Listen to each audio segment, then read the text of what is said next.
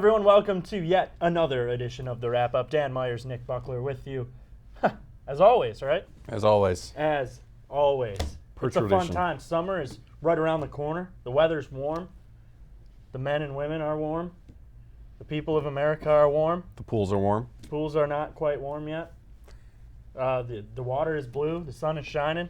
The humidity's kicking. And sports are playing. Not sure about winning, but playing. And the Tigers, let me tell you something. They're back in a bad way. They've lost their last 3. In their last 2, they have a combined 8 hits. Oh, good work. Dan, I know you have feelings about these Tigs. I'm going to let you start the show with your true feelings about this team. There needs to be a connect between the offense and the defense as far as good calls, as far with the manager also. They need to be hitting more. This is just unbelievable. Your star players aren't really showing up per last game, depending on when you're watching this. But the game Monday against Anaheim was just unbelievable. It was just, Verlander was pitching, I don't want to say lights out, but it was solid. And you just, no support. And then on the other hand, you'll have games where they'll be hitting great, and you just won't have any support from the bullpen, what have you. And they haven't gotten this level, and it's a teeter-totter match, and it's unfortunately not helping them whatsoever. We have the talent, it's there, it's just not being utilized, or it's not working as it should. They've always struggled in LA or Anaheim or wherever you want to call it, whatever they're called now, the Los Angeles Angels of Anaheim, the Anaheim Angels, whatever. I think they're the LA Angels now, but they've always played bad in that ballpark. And it was no different Monday night. Justin Verlander on the hill pitched sensational through 7. Gets to the 8th inning and melts down. That's not what elite pitchers do. You finish what you started. 7 1/3, 4 hits, 4 earned runs, 7 strikeouts. That was his final line. Ends up taking the loss because guess what? They had 3 hits. 3 hits. It's not winning you anything. But a bright spot to this rotation has been Michael Fulmer. He's been unbelievable his last 3 outings. His ERA is under 1. He's been the only pitcher to get a win. Just 2 starts ago, he had 11 strikeouts. He only had 3 in his last outing against Oakland, but he twirled a gem. Pitch 8 innings. Yeah. What more can you ask for from the rookie? His ERA is like 3.39. He's been a bright spot with the Zimmerman injury. Matt Boyd came in, took a start in place of Jordan Zimmerman. But Fulmer is really proving that he's been the number 1 prospect, and it paid off to have that trade. I believe that was the one for, was that the David Price trade as well? Yeah, that was part of it, wasn't it? Yeah, I thought it was Daniel Norris, Matt Boyd, and no, he was the Cespedes. Oh, Michael Fulmer was gotcha. the Cespedes trade. That was the big piece in that. And now he comes here, he becomes the number 1 prospect in the organization, and he's coming true to form.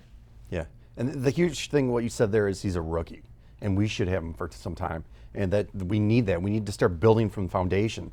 It seems like for the longest time we had the strongest foundation, and then once we got to the World Series, we found out what it was really made of, and it wasn't there.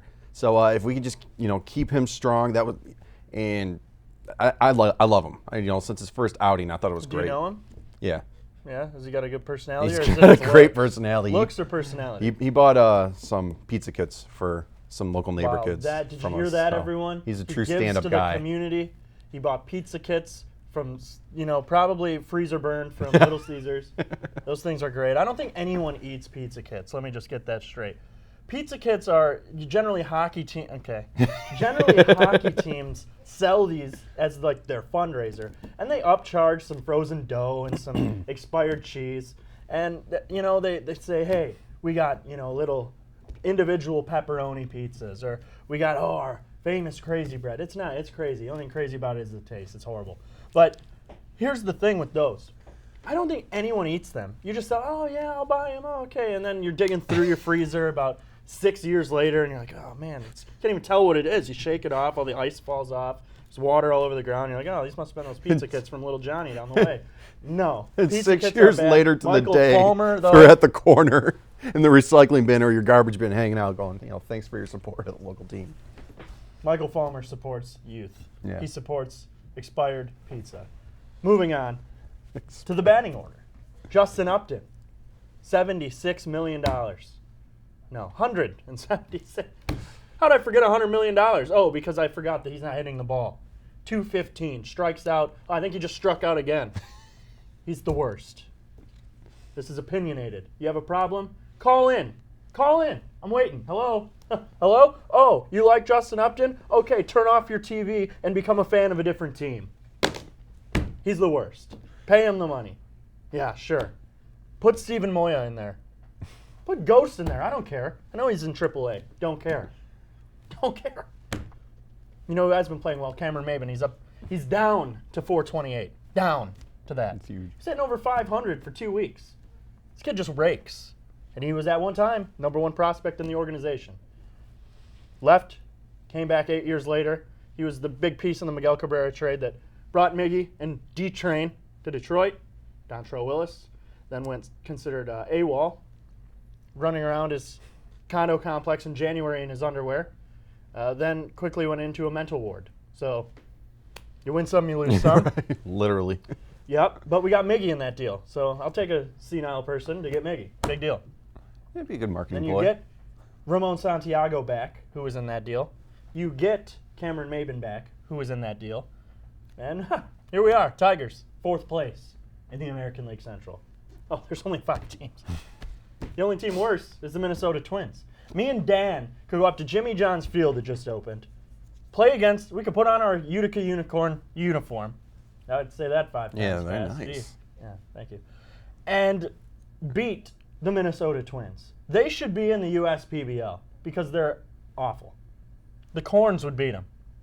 All right. I just realized I got way off topic. Dan, do you have anything to say about the Tigers before I sink the ship? I don't think there's anything said that. Will Osmus hasn't get been said. fired this year? Oh, no doubt. I really No want to doubt. say yeah. You really think they're going to fire him? Yeah. This is just getting embarrassing. Over under June 20th. Over being he's here longer, Yeah. or under being he isn't here, go. I want to say that it's going to be over, but he will be gone by the end of the I'm season. going to go they don't fire him at all because it's the Tiger thing to do. You wait until the problem. Okay. Well, throw some money in it. Maybe it'll work. Here's a scenario for you. Because, you know, it's been a light sports week. I might as well just talk out of my caboose for a minute. So let's say you work for the fire department. You get a call. Hey, we got a small fire, just a cooking accident. Just get here quick. All right. So they get there. They look at it. Oh, wow, this house is burning. What should we do? One guy says, I think we should, start from the middle and just extinguish this mess. Okay. And then the other guy goes, no, we should just wait till the whole thing burns down and then just make sure it doesn't spread to the homes around. Just burn it to the ground. That is what the Tigers are doing. It's what they've always done. Doesn't matter if you have Dombrowski. Doesn't matter if you got Al Avila. It doesn't matter. They're going to keep him, and he's going down with the ship. You know, you can beat up on the Minnesota Twins. I mean, it's like, Tigers are back. We're 2 games out. Whoop, whoop, whoop. Maben's hitting 100,000. Castellanos hitting 340. Oh, yeah, he hasn't had a hit in a week. Okay? They're bad. They are not a good team. Other than Kinsler, Victor's been raking too. Maben, I'm going to say he hits under 300 this year by the end of the year. Castellanos will be true to form too. Miggy hasn't hit well in the last week, but he's Miggy. This team is not good. You're not getting key hits, timely hits from J.D. Martinez. You get home runs when you're down by 10 or up by 10. You're not getting timely hitting from guys at the bottom of the order. Jose Iglesias is a career 300 hitter. He's hitting 220. McCann hit you 280 last year. He hasn't even seen the right side of 170 this year. I mean, come on, people. Upton, your big prize signing in the offseason, hasn't smelled a Mendoza line in a month. So it's frustrating as a fan, and now I'm gotten to the point of fanhood where I laugh and root for them to lose just so they can make this team right. Lose games. Clean your bullpen out. Mark Lowe is a disaster area. Get the hazmat suits. Osmus, gone. Wally Joyner, gone. Whatever the hell the pitching coach's name is, gone. Clean the house. Get your dust pans. Get your mops. You're cleaning it up. If you have anything, say, speak now or forever hold your peace. You're not speaking now. We'll be right back to talk about things that matter.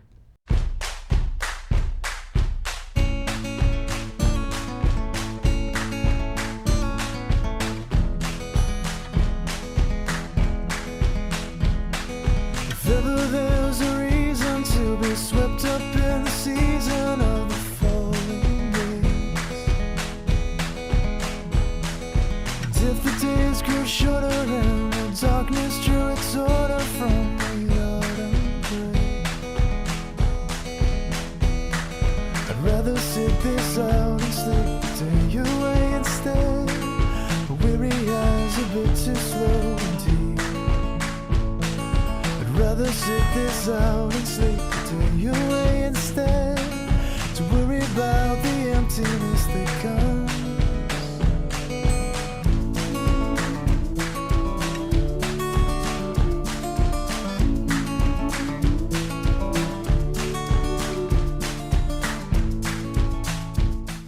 Hey, welcome back to the wrap-up. Hey, Hey, welcome back. welcome. We got some hot rumors just in. Do-do-do-do. Hello, yeah. Oh, I'll tell them. Breaking. Red Wings rumors. NHL. Da-da-da-da. Dan, I'll let you break this one because you brought it to my attention. You just called me via telekinesis, and you said Ken Holland had a quote recently. Quote via the Detroit Free Press, moving Jimmy Howard might be good for the organization. Oh, wait a minute. This just in to my brain. You don't say. Newsflash, A1 steak sauce does taste good on steak. Tell us something we don't know. Breaking news. McDonald's workers want $15 an hour. Okay, we're not going to get political here. This My is blood a pressure is sports low. This is a family show. Oh, it feels so good. So, let me get this straight, Danny. We got Ken Holland saying it may be a good idea to get rid of Jimmy Howard. We've been saying this for 2 years here on the wrap-up, Dan. Yeah. Kenny, I know you watch every week. I know you do. Text me right now. He just did. He said, I'm watching. Wake up. Don't text me back until you make a change. Breaking news. Sit-down interview. Henrik Zetterberg, Brad Galley, Channel 7 Action News. Sorry, gave him a spot. Shouldn't have done that. But he sits down with Captain Henrik Zetterberg, and Henrik Zetterberg says, and I quote, "This is going to be a magical off-season." What does that mean to you, Danny? It sounds like a complete cliche of what we hear every year. Did we not hear that last year when we got out early? And We made 2 moves. We got Mike Green and Brad Richards. it was magical, and look where we're at now. They're still putting. We've been golfing for a month and a half. Yeah, so clearly it was a magical year. Magical in the way that, they're going to get some more golf practice over the summer. I don't, whether it's the Lions or the Wings, talking about how great this offseason is going to be and how excited you have to be for this year. I don't get excited anymore. Nick, you've been watching long enough. You've been watching professional sports long enough that this offseason hype it's a ploy to sell tickets and keep the fans excited, especially when they're going out in the first round. You can say what you want, but until you prove it to me, that's all I can feel. That's how I feel about that. You could say all you want, but, there's saying what's going to go on and then actually having it go on. Dan, I'm going to disagree with you. I think this will be a good offseason. I really think they're going to make a run at Steven Stamkos. I really think they're going to make a run at PK Subban. Imagine those two next year with the subtraction of Kyle Quincy and the subtraction of Brad Richards. You trade for PK Subban. One, if not the best defenseman in the NHL. Mm-hmm. You would ideally have to give up Anthony Mantha, Xavier Ouellet, I'm okay with that. and Danny DeKeyser. Well, there we go. We pick up PK Subban, I will take a bar of soap and wash my mouth out with it. Live on this. It's live as we can get right here. We'll get some Dial. Whoever wants to sponsor it, I don't know. But I will wash my mouth out with soap if we pick up PK Subban. Mark it now here, the May 31st, 2016.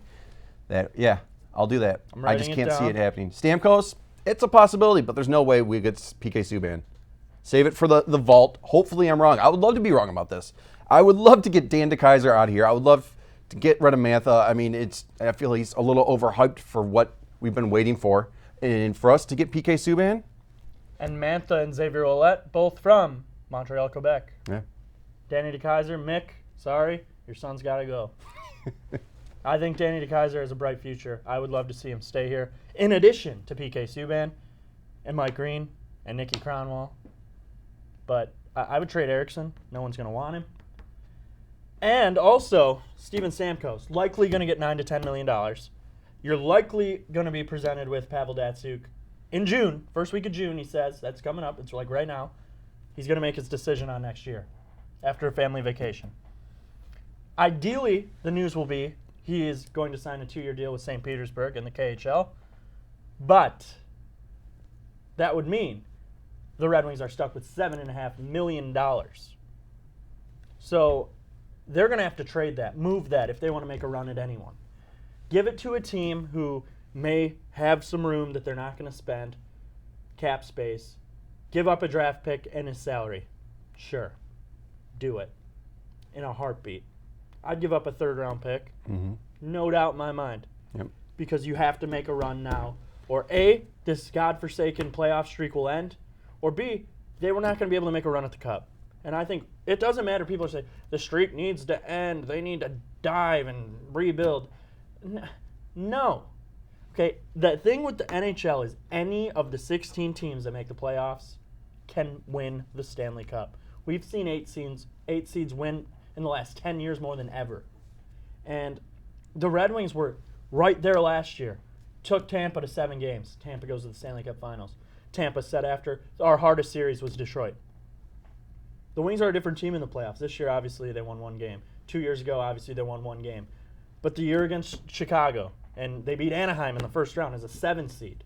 Took out Anaheim, the 2 seed, and then played the 1 seed, Chicago, and were up 3-1 and took them to a game 7. Lost. But any team could make a run. We're seeing it right now. Yeah. The San Jose Sharks are a 3 seed, which is 1, 2, 3, 4. There's only 4 in each division. They didn't even have home ice at all. Now they're in the Cup final playing Pittsburgh. And any team.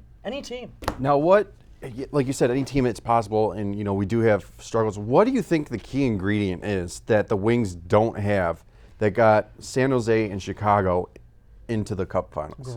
Grit. There's no grit. Yeah. They get pushed around. Their defense are a bunch of pansies. If you look at any of the teams now in the last 5 years, when you get even near the crease, you're getting knocked on your schlabang. Don't know what that means, but it sounds good. You're getting leveled. Yeah. And when they get close to Mrazek or Jimmy Howard, our D's like, Hey, thanks for stopping by. Come Here, you on. want a commemorative puck? don't get too close. No, you're getting a cross check to the back. You're getting whacked. You're getting punched. You're getting face washed. And that's just something the Wings have never done since the grind line era, when McCarty was blowing guys up and Draper was getting his teeth knocked out. Kosher's pounding guys. That's gone. That is gone, and they need to bring that back. Subban is a BAMF. Yep. BAMF. All right? And he'll level people. And that's what we need. We really need a gritty player who's solid shutdown as well. Yeah, and I agree with you 100%, and we've been saying this since day one, is they need that grit and they need that fear. They keep guys having, the opposite team, they have eyes in the back of their head. They know they're going to go into that corner. I mean, aside from a few players, maybe Abdelkader, they really don't have to worry about getting touched, and they can just set up plays as they want. And if we could get someone like PK Subban where their head has to be on a swivel or they will be getting hurt, checked, cross-checked, whatever, there needs to be a presence known, and we don't have that presence right now. And that is, I have to agree with you 100%. That's exactly what they need. I would love to see is Eric. a presence. I would love to see Eric Tangrady make the team next year, play on the 3rd or 4th line. He was 4th in the AHL in scoring with 28 goals, 1st on the Grand Rapids Griffins. I've been wanting him called up all year. He only got called up for 1 game and played good. Yeah. It's right before the All-Star break in New York, playing the Islanders. And he goes down. He signed a 2-year extension, so he's going to be with the organization. So it's just a matter of, is he going to make the team? And I really think he should. He's a scorer. He's big. He's 6'4", 225. Forward, he can put the puck in the back of the net. And that's what we need. We need scorers. We're trying to get too cute. Tatar and Nyquist. One of them is going to be traded this offseason, if not both. I hope. They're 2 overhyped players that try to get too cute with the puck. Obviously, we saw Nyquist get snubbed from the World Cup of Hockey after he led Team Sweden in scoring in the World Championships. He was snubbed from the total team. Phil Kessel was snubbed as well, which was big. So that's just what we need. We need guys who can put the puck in the net and guys that are going to level you. Pittsburgh wins Game 1 of the Stanley Cup Finals. 3-2, they score with 2:25 left in the 3rd period past Martin Jones. It was a goal by Nick Bonino. He was traded twice this year. So he was played for Vancouver and I believe it was Anaheim. And now, hey, you weren't good enough for them, but you're scoring cup final winning goals. Good for him. But I still don't want to see Pittsburgh win. I'm rooting for San Jose. Absolutely. Every game, 8 p.m. Eastern on NBC. You can catch that. That brings us to a tough question. Is the NBA rigged? And I asked that question because I was watching SportsCenter yesterday morning, Monday morning, Memorial Day, happy holidays, and they had the NBA final preview. Mind you, Game 7 of the Western Conference Finals between the Oklahoma City Thunder and the Golden State Warriors had yet to be played. That wasn't for another 12 hours later that evening. And they had the finals preview, Golden State Warriors versus the Cleveland Cavaliers. It did not say last year's NBA Finals. It did not say Oklahoma City / Golden State, because they actually talked about it will be in Golden State at 3 p.m. Eastern on Saturday. Okay. Did you slip up? Were you not supposed to let the cat out of the bag? Because let me tell you, watching that series, first series I've watched pretty much every game in 2 years. I hate basketball. It's boring to me. I hate the Steph Curry bandwagon. How everyone's like, Steph, always so pure, Klay Thompson, Gonzo, baby, let's go. Okay, no.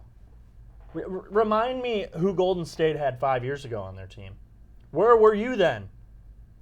All these fans. The Chicago Blackhawks of the NBA. The Blackhawks. Where were you when they were bad? Yeah. Where were you? Seahawk fans. Yeah? And notice it's Those- weird. that's your team, We're in right? the 5-8-6.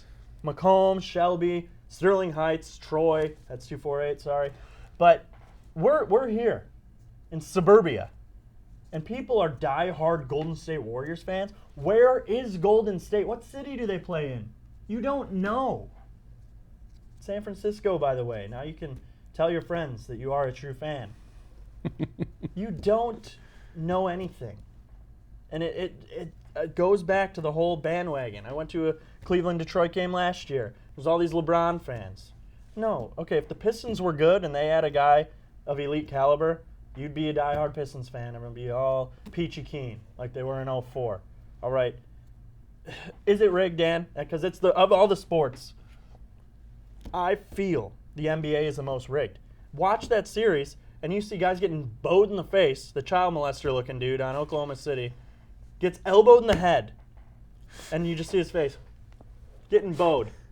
They don't call anything. They call it on him. Oh, that's a block. Weird. His feet was moving. His creep stash just got knocked off his face, and he's getting a foul. Unreal. It's just unreal. It's boring. Stupid.